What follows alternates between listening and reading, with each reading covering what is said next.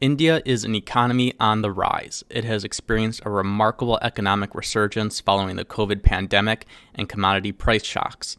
The International Monetary Fund predicts India will grow 6.5% this year and next year.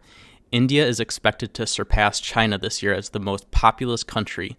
Despite numerous challenges such as extreme weather, youth unemployment, inflation, budget deficits, and clogged courts and infrastructure, India has several important factors such as demographics, banking and government reform, and infrastructure growth that should drive GDP growth in the following years.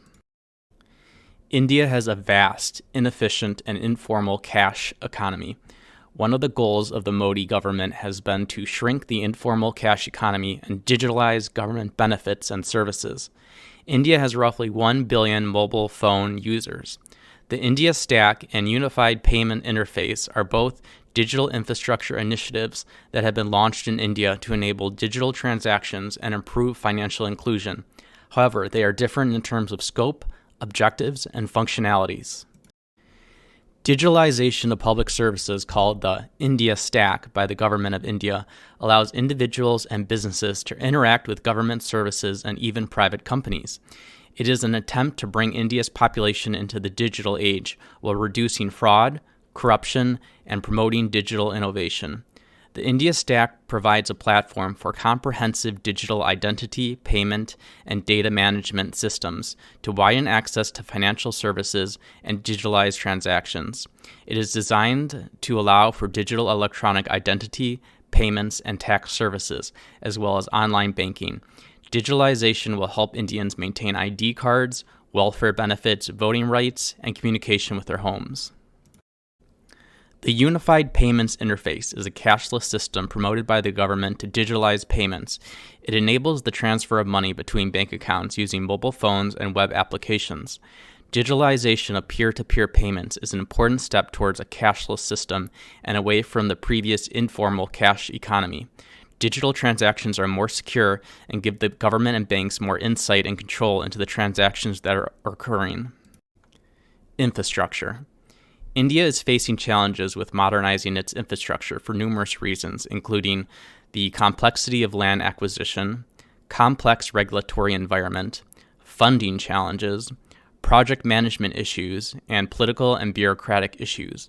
Improvements in road, rail, and air infrastructure could improve internal migration, effectively moving people from populated rural areas to the country's industrial centers in the south and west. Rail.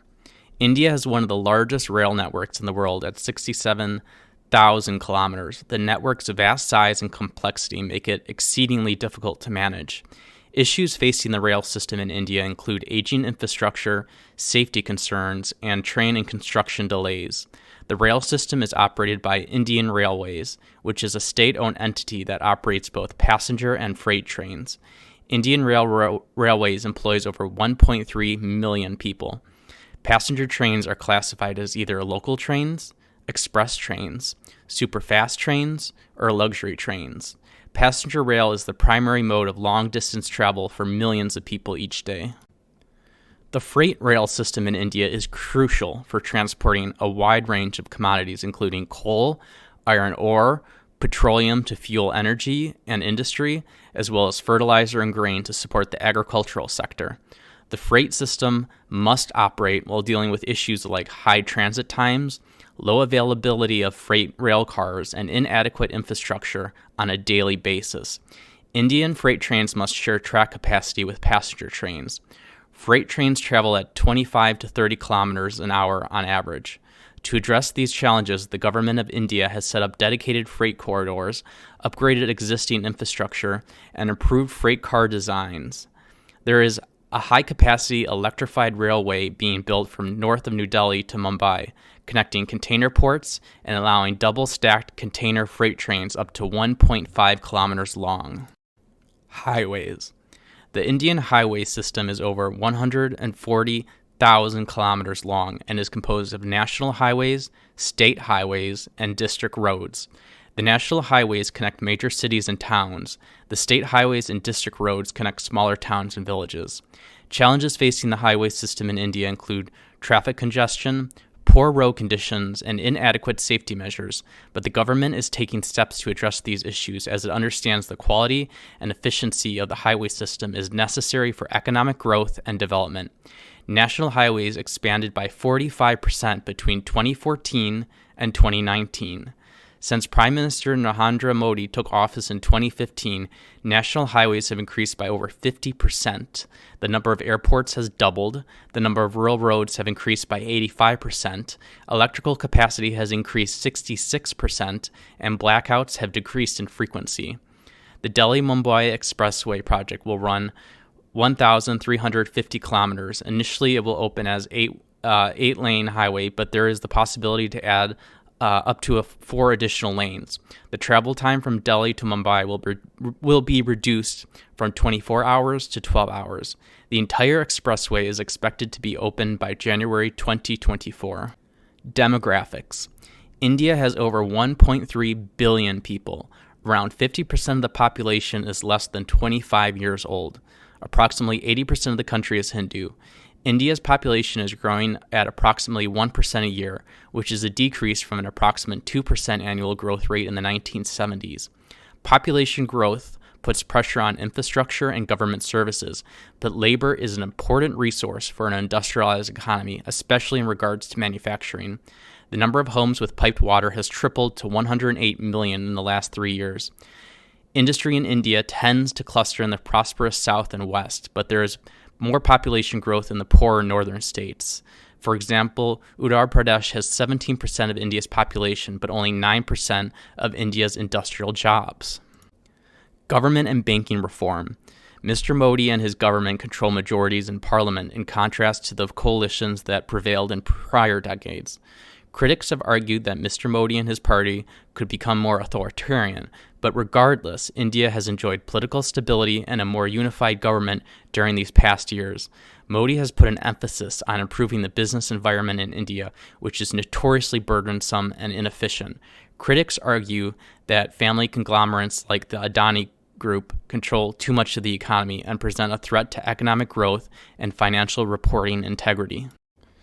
Banking reform promises to modernize and strengthen India's banking system and industry through improved efficiency and stability, while also promoting financial inclusion and growth. India is deleveraging to improve economic fundamentals and debt-related risk. The Reserve Bank of India, or RBI, is implementing measures to resolve stressed assets by restructuring loans and establishing asset reconstruction companies to reduce the burden of debt on the banking system. The government has infused the public banking sector with capital to improve their lending capacity. There has been consolidation and mergers of public sector banks into larger banks to increase strength and efficiency by leveraging economies of scale, technology, and increased lending capacity. The Insolvency and Bankruptcy Code, IBC, was introduced in 2016 to bring a faster resolution to insolvent companies and provide a legal framework for the resolution of distressed assets and debt recovery. The purpose of the IBC is timeliness and maximization of the value of assets of distressed companies. Special adjudicating authorities were set up to resolve insolvency and bankruptcy cases. In addition, a market was created for distressed assets, whereby a resolution professional is appointed to manage said assets and identify potential buyers. The IBC has largely been successful. It has increased investor confidence in India and resulted in faster adjudication of bankruptcy and insolvency. There was a major revision to the goods and services tax structure in 2017 that has increased the number of taxpayers and simplified tax filing and payment. All goods and services are subject to uniform tax rate across the country, which has made it easier for business to comply with tax regulations. The result is the government revenue collection has soared. In addition, India is pursuing Mr. Modi's Made in India plan that encourages domestic good manufacturing and reduced reliance on foreign imports. Tariffs have risen to encourage domestic manufacturing. Free trade deals with the United Arab Emirates and Australia are in effect.